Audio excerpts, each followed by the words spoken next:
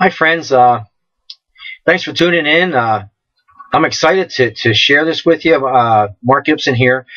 I've been studying eschatology, which is the study of the last days of Earth and prophecy, for over 30 years, and it's a passion with me. And I've stumbled on this Bible study by a fellow named Jack Kelly, and it talks about the age of man, from the creation of the world to the great white throne judgment. And it's only about 3 minutes long, maybe 3.5, and I'd like to read it if you don't mind, if you got 3 or 3.5 minutes, and because it's very, very exciting. I'm going to connect another YouTube onto this and talk about in detail about the different ages of man all the way to the coming of the Lord. But let me just read this to you. It's just very exciting. Okay, Jesus said to the disciples, "I tell you the truth. At the renewal of all things, when the Son of Man sits on his glorious throne, you have followed me. You who have followed me will also sit on 12 thrones, judging the 12 tribes of Israel." That's from Matthew. Jesus must remain in heaven until the time comes for God to restore everything, as he promised long ago through his holy prophets, through Acts. He who was seated on the throne said, "I am making everything new." Then he said, "It is done. I am the Alpha and Omega, the beginning and the end." That's from the book of Revelation. The desert and the parched land will be glad. The wilderness will rejoice and blossom. Like the crocus, it will burst into bloom. It will rejoice greatly and shout for joy. The glory of Lebanon will be given to it, the splendor of Carmel and Sharon. They will see the glory of the Lord, the splendor of our God. Now, that's from the Old Testament, the book of Isaiah, talking about way in the future. Then, it's pretty close now, I think. The end times judgments will be devastating in the extreme, and the Lord warned that if he didn't bring them to a close at the appointed time, not a single soul would survive. That's in the book of Matthew. But for the sake of the elect, he will bring them to a close, and when he does, the restoration will begin. And this Jack Kelly, he believes one of the ancillary functions of the end times judgments will be to begin the process of returning Earth to the condition it was in just after the creation, as if the Great Tribulation is the demolition phase of the restoration, like we're doing construction. This is hinted at by phrases like, "Every island fled away, and the mountains could not be found," in Revelation, and there was no longer any sea. Comparing verses like these with the return of long lifespans indicated in Isaiah, I have concluded that Earth will once again become a single landmass surrounded by water, the way Genesis 1:9 described it. Scientists call this original landmass Pangaea, and Genesis 10:25 makes mention of its division into today's continents. We can see other evidence of how radically the Earth's topography was changed during and after the Great Flood, and now it will be time to put things back the way they were. I think most of the present seas will either return to their underground origins or rise into the upper atmosphere to reestablish the water vapor canopy that once surrounded the Earth and enabled the long pre-flood lifespans. That's in Genesis. The mountains will be lowered, the seafloor elevated, and the continents rejoined at their seams. Streams and rivers will flow through lands that have been parched for thousands of years. The great deserts will become verdant plains again. I will make rivers flow on barren heights and springs within the valleys. I will turn the desert into pools of water and the parched ground into springs. I will put in the desert the cedar and the acai, the myrtle and the olive. I will set pines in the wasteland, the fir and cypress together, so that people may see and know, may consider and understand that the hand of the Lord has done this, that the Holy One of Israel has created it. All from the book of Isaiah, written thousands of years ago. The current tilt of the Earth's axis causes extreme differences in the world's weather and makes large areas uninhabitable. I believe this will be corrected at the time of the second coming. The axis will become upright again, and the year shortened to its original 360 days. Earth will once again enjoy a worldwide subtropical climate like it did before Adam lost it and the terrible effects of sin were loosed upon it. I'm afraid they'll put the skiing resorts out of business. Yeah. This is something the creation has been waiting for ever since.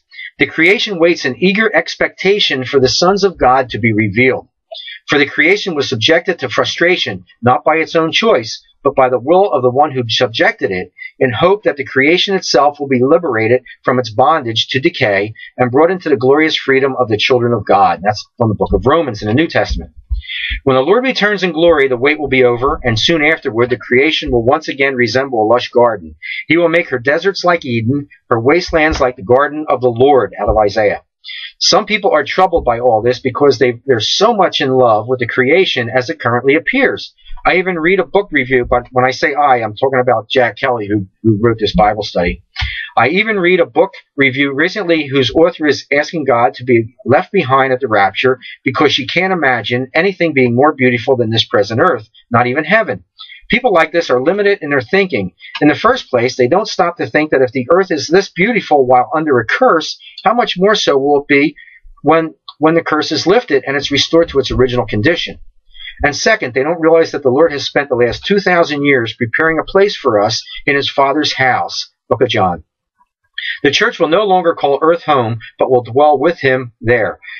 Do these folks really think that after the rapture, when we see all eternity spread out before us, we'll be disappointed with our future and long to go back into this fallen creation? Is that what they think the Lord has in store for us? But our focus here is the restoration of planet Earth, where Israel will once again be the preeminent nation. One of the clues we get that the kingdom age on earth features Israel and not the Gentile nations or even the church is that almost all the descriptive passages are in the Old Testament and for the most part center around Israel. From them we learn of the desert bursting into bloom, book of Isaiah, of the land being so fertile that before they can complete the harvest, it will be time to begin planting again. That's the book of Amos. Peace will flow like a river and the wealth of the nations like a flooding stream. Isaiah.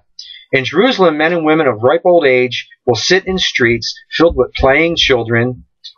And in the countryside, every man will sit under his own vine and under his own fig tree, and no one will make them afraid, for the Lord Almighty has spoken. Peace will prevail in the animal kingdom as well. Predators and prey will live side by side, and their young will lie down together, all of them existing in perfect harmony with each other and with mankind again. Book of Isaiah. Most of these are from the Old Testament, God's picture of the future. This will be another reversal of a post-flood condition when fear and dread of man fell upon all the beasts of the earth and the birds of the air. Genesis. And so the time of restoration will have come, and in every way earth will be like it was in the beginning. Wherever one goes, there will be peace on earth and goodwill toward men, like the angel Gabriel promised to the shepherds so long ago. The Lord himself will rule, assisted by the church. The mountain of the Lord's temple will be established as chief among the mountains. It will be raised above the hills, and all nations will stream to it. Many peoples will come and say, "Come, let us go to the mountains of the Lord, to the house of the God of Jacob. He will teach us his ways, so that we may walk in his paths." The law will go out from Zion, the word of the Lord from Jerusalem. He will judge between the nations and will settle disputes for many peoples. They will beat their swords into plowshares and their spears into pruning hooks. Nation will not take up sword against nation, nor will they train for war any more. That's the book of Isaiah. But like it was at the beginning, the seed of rebellion will still exist in the heart of natural man, even though he's been given every conceivable advantage in this. His last best chance to live in peace with God, within a generation or two, that seed will begin to germinate as the children of tribulation survivors come of age. Some will choose to follow their parents to the foot of the cross and receive their personal redemption, but with each generation, an increasing number won't. This will happen even though Satan will be bound, the Lord himself will be their king, and God's law will be their law.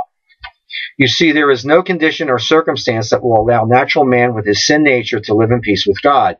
As the end of the 1,000-year kingdom approaches, unbelievers will vastly outnumber believers again. Well, that's his opinion. Maybe, maybe not. Especially among the nations. When Satan is released, they will mount up as one and march across the breadth of the earth to surround the camp of God's people and the city he loves in a final attempt to kick the Lord off the planet. Isn't this amazing? I mean, Jesus is living in Jerusalem, king of the earth, and still many people come against him. But fire from heaven will devour them, and Satan will be captured again, this time to be thrown into the lake of fire forever.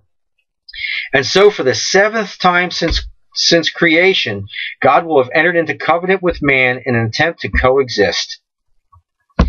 Okay, and then that's as far as we can go with this. On the next YouTube, I'm going to talk about the 7 dispensations of man from the beginning to the very end, that God tries 7 times to get man to him, and from the beginning of creation to the very end on the next YouTube. Thanks for listening. God bless.